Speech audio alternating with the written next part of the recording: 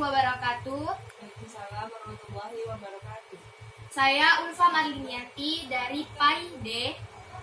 Di sini saya akan menjabarkan materi tentang penyembelihan hewan. Hari ini kita belajar tentang penyembelihan hewan. Yang dimana sebelum masuk pada materinya kita harus mengetahui terlebih dahulu. Yang pertama itu pengertian. Setelah mengetahui pengertian, maka kita akan lanjut ke bagaimana hukum dari penyembelihan hewan.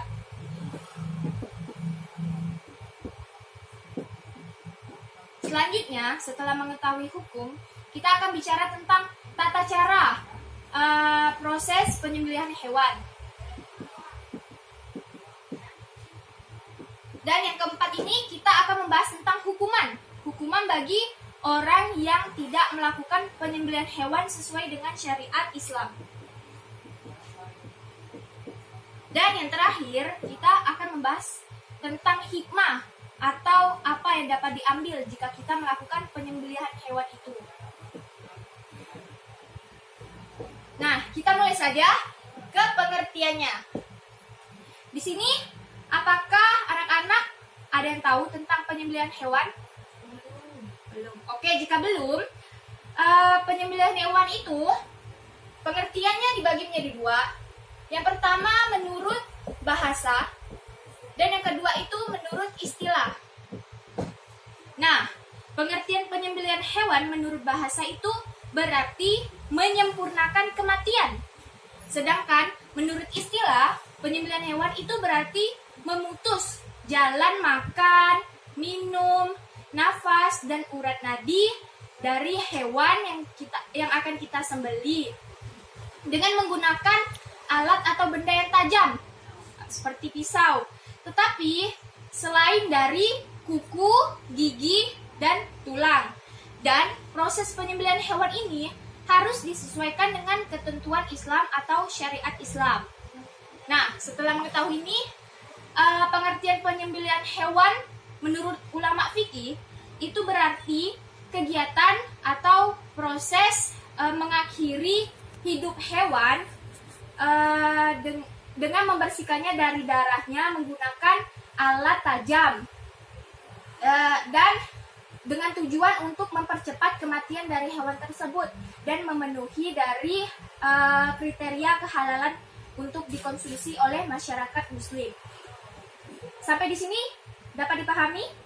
Paham. Oke, kita lanjut ke hukum. Nah, dalam hukum melakukan penyembelihan hewan ini ada dasar peraturannya untuk makanan atau daging yang halal dikonsumsi, yaitu terdapat pada dalil Quran surah Al-Maidah ayat ketiga. Nah, di sini Ibu akan membacakan Quran surat Al-Maidah ayat ketiga. Nah, A'udzubillahi minasyaitonirrajim. Bismillahirrahmanirrahim.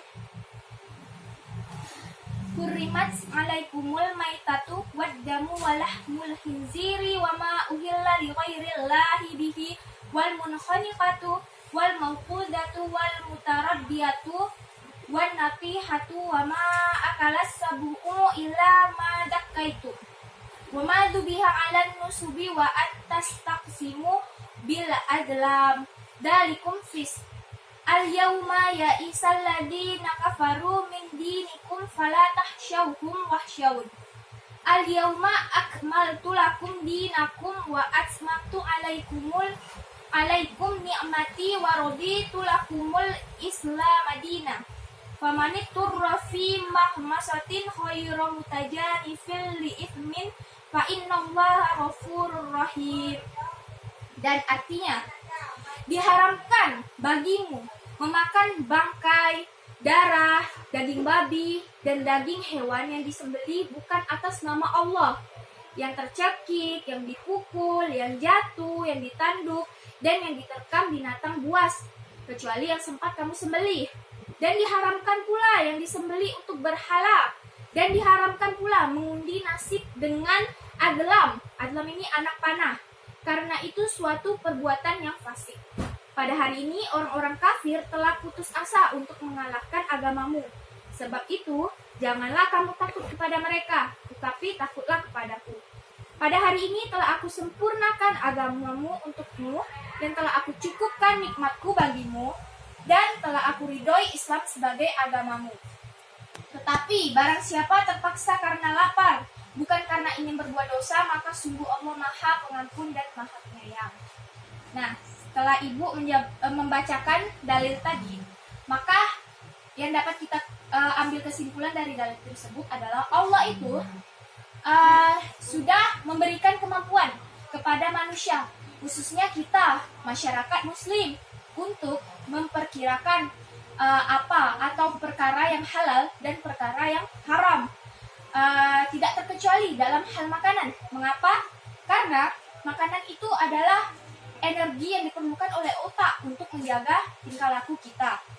Dan ayat tersebut tadi juga menegaskan bahwa saat melakukan penyembelihan itu perlu diperhatikan binatang yang disembelih, siapa yang menyembelihnya, bagaimana tata cara atau proses penyembelihannya, apa yang dibaca dalam proses penyembelihan tersebut.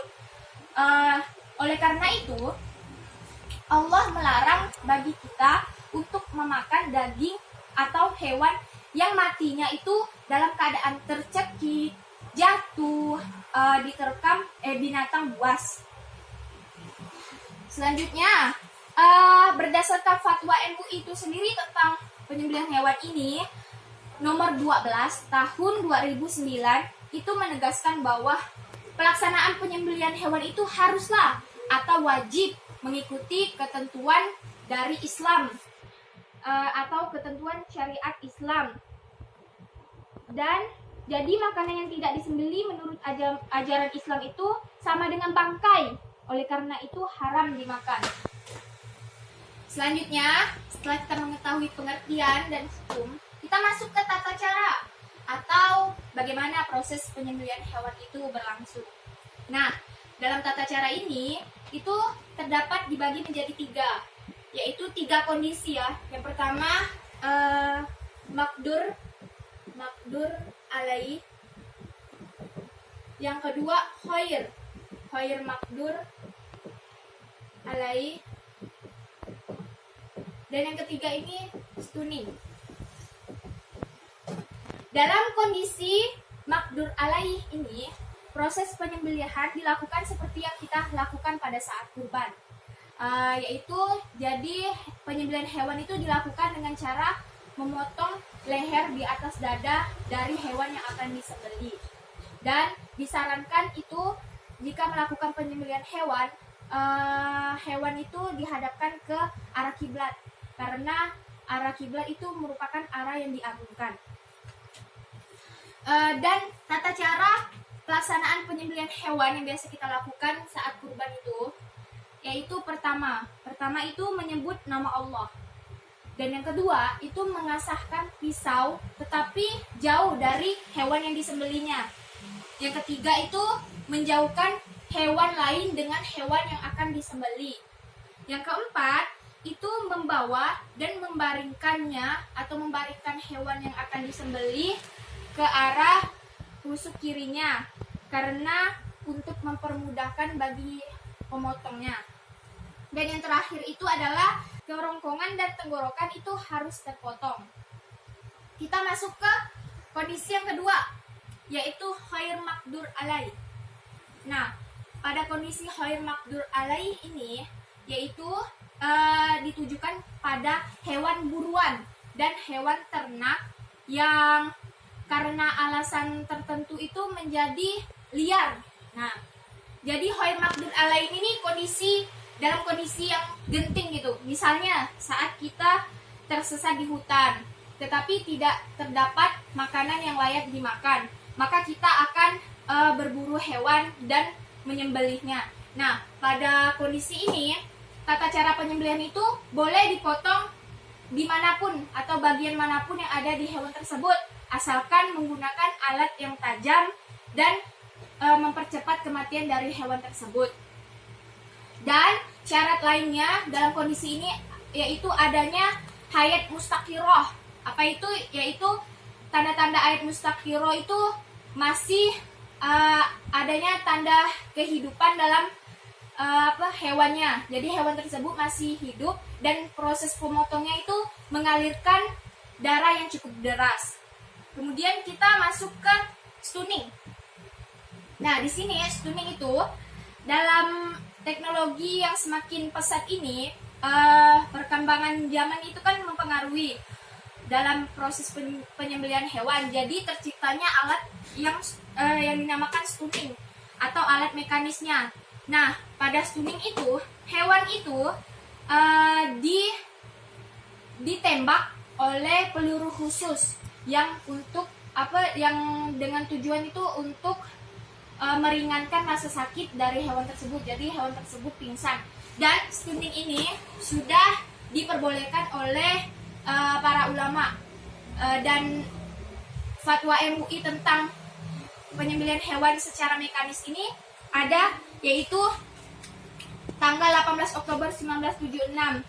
Jadi menyatakan bahwa teknik penyembelihan secara mekanis diperbolehkan karena dengan tujuan untuk meringankan rasa sakit yang dialami oleh hewan dan mempercepat kematiannya. Setelah kita mengetahui tata caranya, terdapat juga hal-hal yang harus diperhatikan dalam penyembelihan hewan, yaitu yang pertama adalah orang yang menyembelihnya. Syarat orang yang menyembelih itu bagaimana?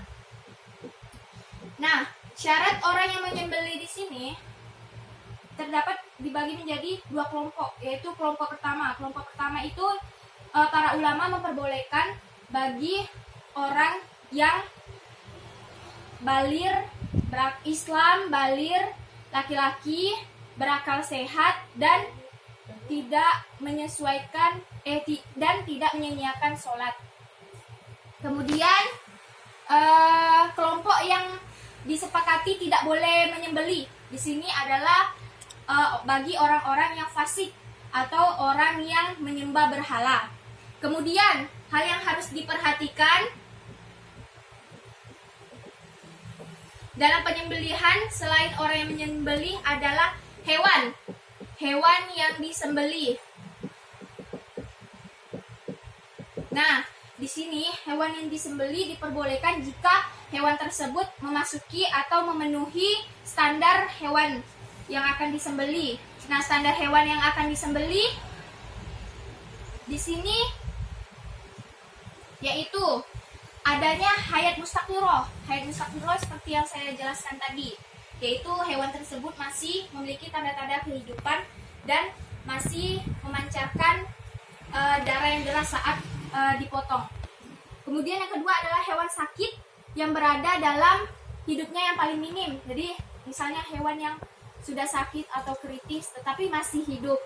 Kemudian yang ketiga, masih adanya gerakan ekor, melirik mata, dan kakinya itu dapat bergerak sesudah disembelih. Nah, selanjutnya hal yang diperhatikan adalah alat penyembelihannya. Alat penyembelihan dalam hewan ini itu terbagi menjadi dua, yaitu yang pertama dalam keadaan normal. Nah, di sini dalam keadaan normal, semakin tajam alat yang kita gunakan saat melakukan penyembelihan hewan, maka semakin bagus. Mengapa? Karena itu merupakan tujuannya untuk mempercepat kematian hewan tersebut.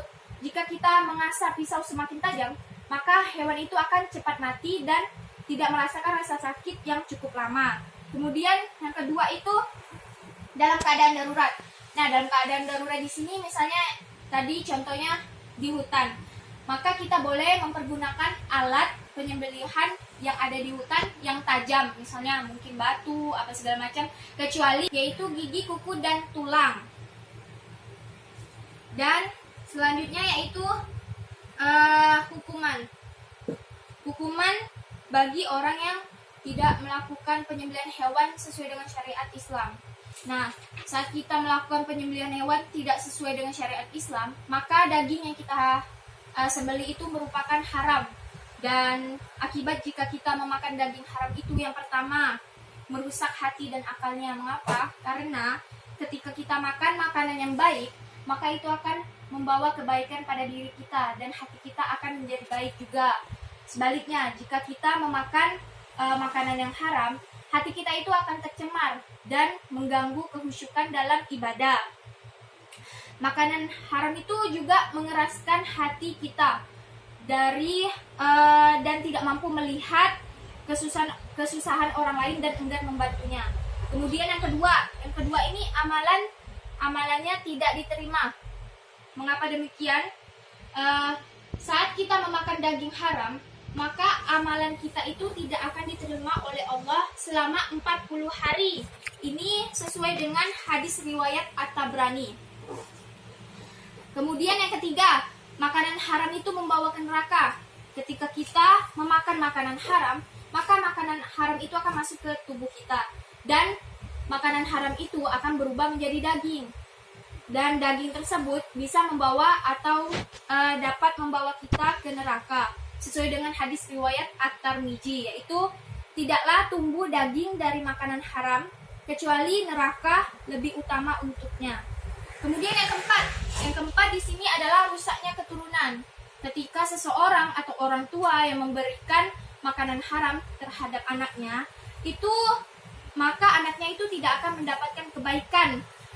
Makanan haram itu bisa merusak akhlak dan kebaikan yang ada pada diri anaknya. Kemudian yang terakhir adalah mengurangi iman dalam hatinya. Jika kita memakan makanan haram, itu akan mengurangi iman dan mengganggu ibadah yang dijalankannya. Dan yang terakhir di sini adalah hikmah. Hikmah saat kita melakukan penyembelihan hewan. Hikmah yang kita dapat adalah yang pertama, mendapat keridhaan dari Allah. Karena kita menjalankan perintahnya yang terdapat dalam Al-Quran. Kemudian yang kedua itu memudahkan dan mempercepat hewan tersebut mati. Jadi kita tidak menganiaya hewan yang kita sembelih karena kita melakukan proses penyembelihannya secara cepat dan mengurangi rasa sakit yang diderita oleh hewan tersebut. Kemudian yang ketiga menghasilkan daging yang berkualitas dan berkhasiat. Karena kita melakukan penyembelihan hewan itu, kita membersihkannya dari darah dan kita melihat dari standar hewan yang akan disembelihnya, apakah sehat, apakah gimana. Kemudian yang keempat adalah menghindari diri dari penyakit hewan karena kita membuang dan mengeluarkan darah kotor yang ada pada hewan tersebut. Dan terakhir adalah hewan halal yang mati tanpa disembelih adalah bangkai yang diharamkan memakannya. Itu saja yang dapat saya sampaikan. Mungkin ada yang belum dapat dipahami, saya persilakan untuk bertanya. Saya ingin bertanya, lalu bagaimana hukumnya dengan binatang yang ada di laut? Itu kan sudah termasuk dengan bangkai. Apakah itu perlu dilakukan dengan penyembelihan? Baik, langsung saja saya jawab ya. Bagi binatang laut itu tidak perlu dilakukan penyembelihan. Dan binatang laut atau bangkai laut itu halal dikonsumsi sesuai dengan dalilnya, yaitu pada Quran Surah Al-Maidah ayat 96 yang berbunyi, Uhilla lakum soidul bahri wa to'amuhu mata'al lakum walis sayyarah wa hurrima alaikum soidul barrima damtum hurma wattaqullahal-ladzi ilaihi tuhsyarun. Yang artinya di sini, dihalalkan bagimu hewan buruan laut dan makanan yang berasal dari laut sebagai makanan yang lezat bagimu dan bagi orang yang dalam perjalanan, dan diharamkan atasmu menangkap hewan darat selama kamu sedang ihram, dan bertakwalah kepada Allah yang kepadanya kamu akan dikumpulkan atau kembali. Dan dalil lain yang mendukung tentang diperbolehkannya bangkai yang hewan laut ini, yaitu dari hadis riwayat Abu Daud yang berbunyi, air laut itu suci airnya dan bangkainya itu halal dimakan. Kemudian dalil lain yang mendukungnya yaitu hadis riwayat Ahmad dan Baihaqi yang berbunyi dihalalkan bagimu dua bangkai dan dua darah. Dua bangkai di sini yaitu bangkai ikan dan belalang, dan dua darah di sini yaitu limpa dan hati. Mungkin itu saja yang dapat saya sampaikan. Oke, terima kasih dapat saya pahami. Baik, itu saja yang dapat saya jabarkan. Kurang lebihnya saya mohon maaf. Saya tutup. Wassalamualaikum warahmatullahi wabarakatuh. Waalaikumsalam.